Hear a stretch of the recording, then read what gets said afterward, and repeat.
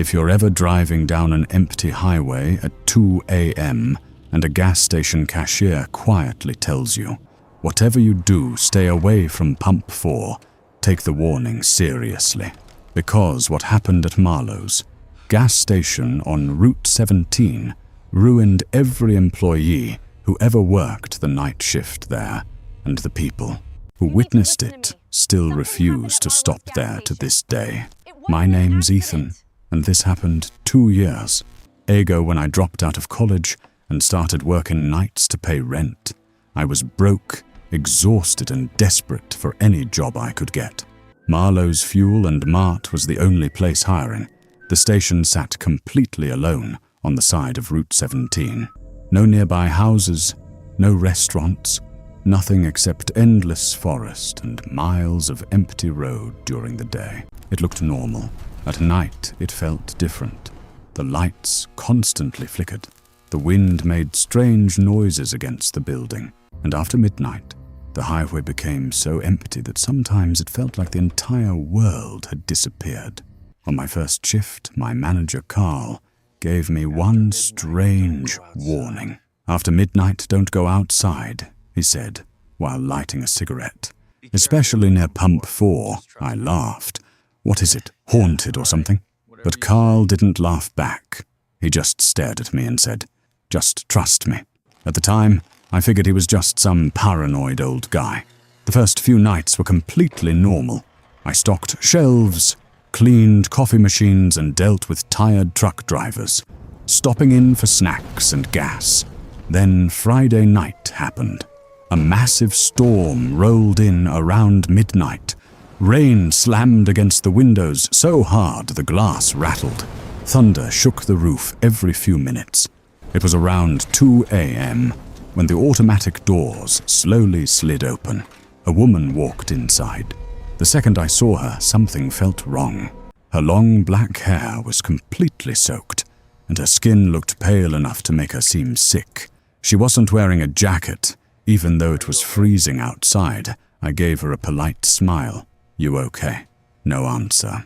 She just slowly wandered through the aisles without touching anything. Then I noticed something dripping from her shoes onto the floor. At first I thought it was rainwater, but under the fluorescent lights, it looked red. My stomach tightened instantly. Ma, are you hurt? She froze for a few seconds. She stood there silently before quietly asking, is he still outside? I frowned. What do you mean? The man near pump 4. The way she said it sent chills through my body. I instinctively looked out the window toward the pumps. Pump 4 was empty. When I turned back around, the woman was staring directly at me. Now her eyes looked terrified. He keeps asking for rides, she whispered.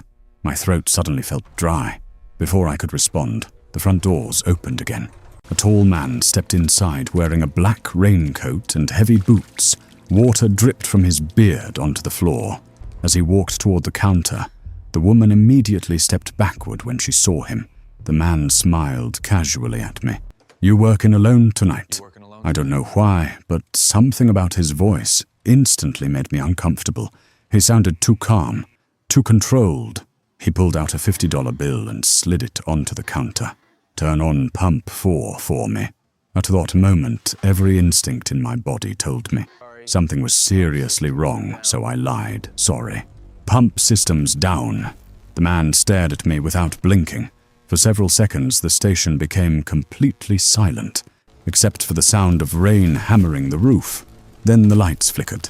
Everything went dark for 1 second, and when the lights came back on, the woman was gone, completely gone.